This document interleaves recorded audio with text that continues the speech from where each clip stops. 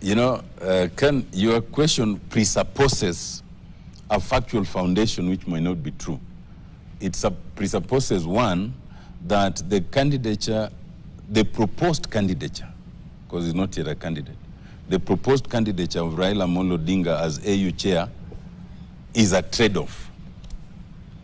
And to say it's a trade-off, it means he's trading off something. Two, that even that idea is a demonstration of goodwill.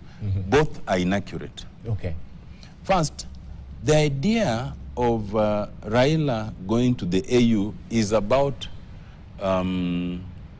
being, I would say it's being called and being pushed.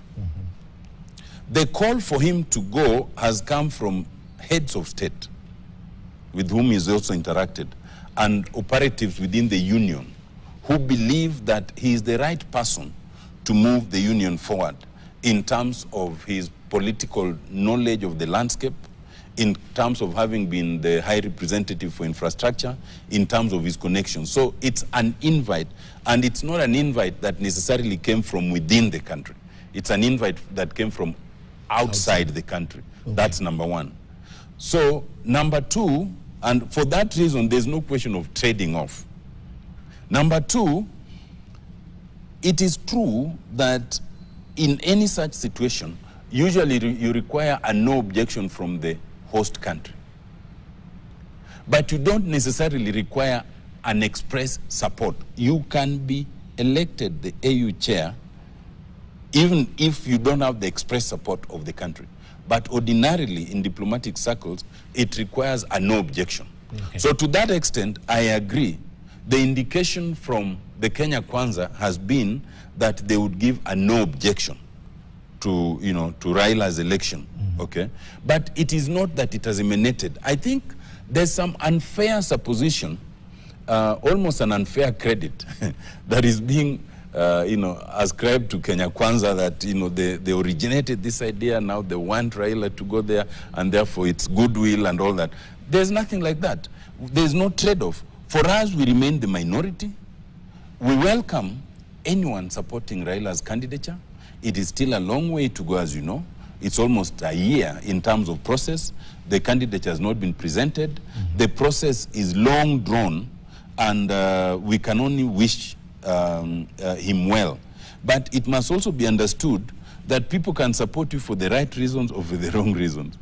There might be those who are supporting Raila's candidature in the hope that it is making their political circumstances easier.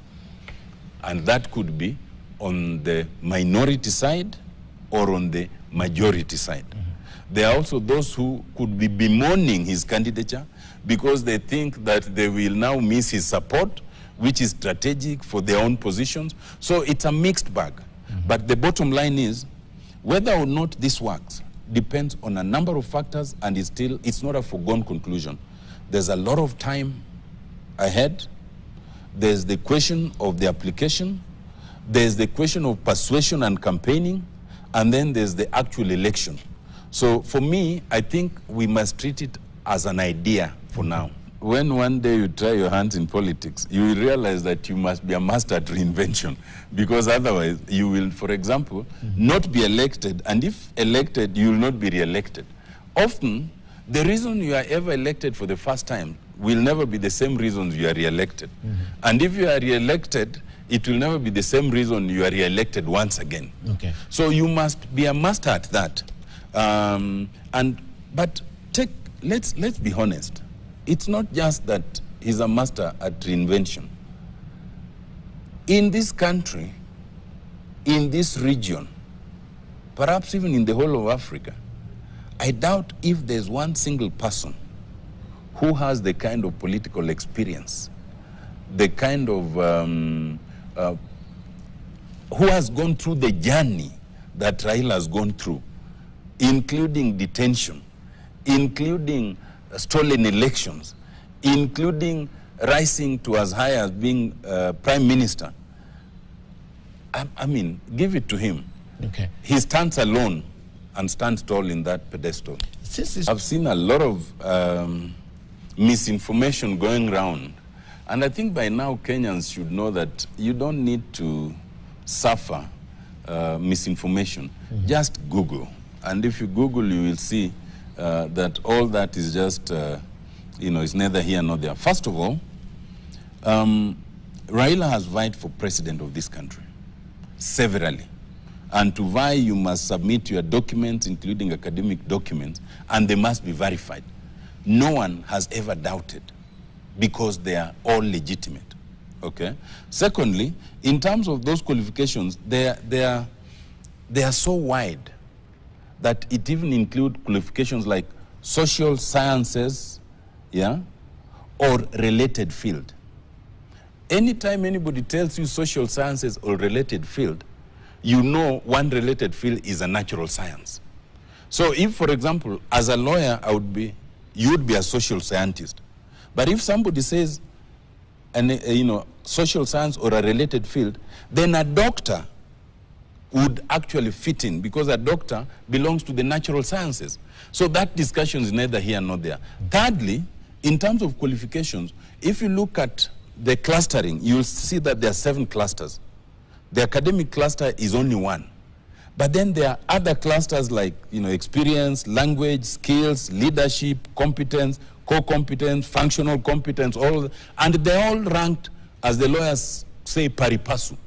It has not been suggested that any one overrides the other. But more importantly, there's an injunction there that any of those requirements, the requirements are only indicative. They are not determinative. Okay. And all those requirements are subject to change by what they call the role manager. So for me, the question of qualification does not arise at all. Okay. Raila is not qualified. He's overqualified. Okay. Yes. Certainly we are, and that's why I said that right now it's at an idea level. Okay. And I think people are overworking their minds in terms of projections into the future. We have time, we have a process, and let the process play out. But in any event, there's absolutely no cause for alarm. Look, Raila has been and remains the leader of opposition. And yet there's no formal position of leader of opposition. How come? Because for some of these things, you don't need the law, you need the fact. And Raila remains and will remain the leader of our team, irrespective of what position he has. Okay. He was still the leader of our team when he was the high representative on infrastructure. Okay. That's number 1. Okay. Number 2, in terms of those considerations, there's no express bar to involvement in national politics. Okay. But what there is that now that you'll be the chief executive of an entity that essentially superintends African presidents, to what extent do you want to involve in the affairs of any one country? Okay. So there's no bar, but the extent of restraint is individual. Look, the holders of that office have been playing that role. Jean Ping, you remember? Yeah, right. He's the one before Mohamed Faki. Yes. He was the chair, and he immediately resigned a little earlier to go and vie for president, yes, which means he was involving himself. But that becomes an individual decision. And lastly, is there a crisis? No. Whether it's Azimio, whether it's ODM, we have our constitution, we have our structures that clearly designate who's the leader, if there's any issue in terms of a vacuum, how it's to be filled. And we are very strong. We are very strong as a party in ODM, we are very strong as a coalition in Azimio. We, who hail from what was formerly called Kavirondo, have our own associations, which are also equally strong. So I think that the alarm or the fear of Raila getting the position and either playing politics too much or not playing it too much, it's all misplaced.